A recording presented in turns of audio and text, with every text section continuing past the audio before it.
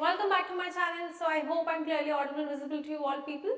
So guys, I'll be beginning with the new topic for molecular basis of inheritance today, that is the RNA world. And now we have covered the DNA portion, the search for genetic material, जो हमने starting content से शुरू किया था.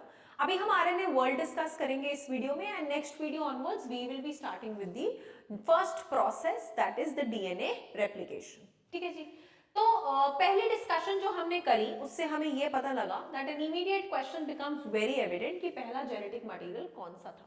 हमें ये तो पता चल गया कि most stable genetic material DNA है और डीएनए ही मोस्टली स्पीशीज में मिलता है. बट अगर मैं बात करूं तो वो पहला जेनेटिक मटेरियल कौन सा है, ठीक है. तो it shall be discussed in detail in chapter of chemical evolution, लेकिन फिर भी RNA was the first genetic material. Okay, it's a question, इस पे मतलब ये लाइन है, इसके ऊपर क्वेश्चन भी आता है.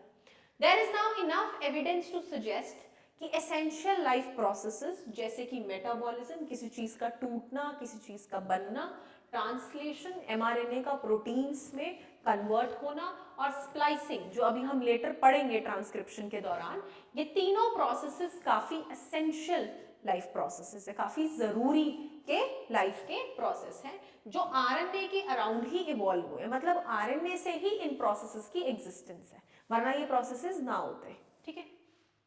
RNA used to act as a genetic material as well as a catalyst for some important biochemical reactions in the living system, जहाँ पे RNA catalyst की तरह act करता है and वहाँ पे catalyst कोई enzymes नहीं होती. अब normally अगर मैं बात करूँ, say for example मैं एक छोटा सा reaction लेती हूँ जहाँ पे हमारे खुद के stomach में जो proteins हैं वो पेप्टोन्स एंड पेप्टाइड्स में कन्वर्ट होते हैं.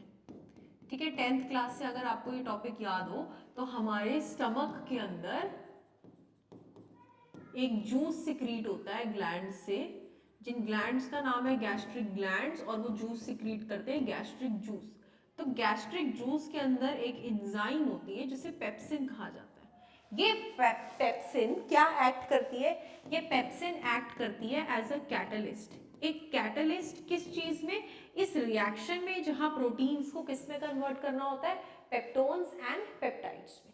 तो सिमिलरली ये बात बोल रहे हैं कि कुछ केमिकल रिएक्शंस हमारी बॉडी में ऐसे होते हैं जहां पे ये enzymes, this is a type of enzyme, ठीक है, जहां ये एंजाइम कैटलिस्ट नहीं होती बल्कि कौन कैटलिस्ट होता है? RNA. RNA is acting as a catalyst.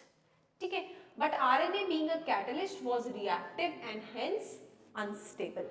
ठीक है, आरएनए जो था वो रिएक्टिव था और अनस्टेबल था. ये भी बात हम सब जानते हैं, राइट, क्योंकि आरएनए में जो एडिशनल OH ग्रुप लगा हुआ है सेकेंड कार्बन में, वो उसे अनस्टेबल और हाईली रिएक्टिव ग्रुप है जो आरएनए को रिएक्टिव बनाता है. ठीक है. सो डीएनए आरएनए के अराउंड इवॉल्व हुआ विद सर्टेन केमिकल मॉडिफिकेशंस. पहला जेनेटिक मटेरियल आरएनए ही था, लेकिन क्योंकि आरएनए स्टेबल नहीं था तो नेचर ने एवोल्यूशन का एक प्रोसेस किया जिसमें आरएनए किस में इवॉल्व हो गया? डीएनए में, जो कि एक मोर स्टेबल कंपाउंड था. ठीक है. DNA being double stranded and having complementary strand further resist changes. पहली बात, एक तो DNA डबल स्ट्रैंड था. It always existed like this in a helix. ठीक है, डबल स्ट्रैंडेड DNA हम हमेशा ऐसे लिखते हैं, correct. And having complementary strand. Complementary मतलब अगर ये 3 to 5 जा रहा है स्ट्रैंड तो ये वाला ऑपोजिट जाएगा. तो सेम नहीं होते, कॉम्प्लीमेंट्री होते हैं. ठीक है, वो रेजिस्ट करते हैं कोई भी चेंजेस, वो चेंज होने को रेजिस्ट करेंगे, रादर वो क्या हो जाएंगे? किसी प्रॉब्लम में they will prefer repairing over replacement. ठीक है, rather than being change, DNA की कैरेक्टरिस्टिक है रिपेयर हो जाने की. सो दैट इज हाउ, बेशक आरएनए फर्स्ट जेनेटिक मटेरियल था बट वो स्लोली एंड ग्रेजुअली डीएनए में इवॉल्व हुआ to be a better genetic material, जहां पे उसकी जो कैरेक्टरिस्टिक्स थी वो हम लोगों को काफी फेवरेबल रही. ठीक है guys, and by this we are done with the RNA world also. अगले वीडियो में हम स्टार्ट करेंगे with the next topic, that is replication. So thank you so much for watching my lecture guys, and that's all.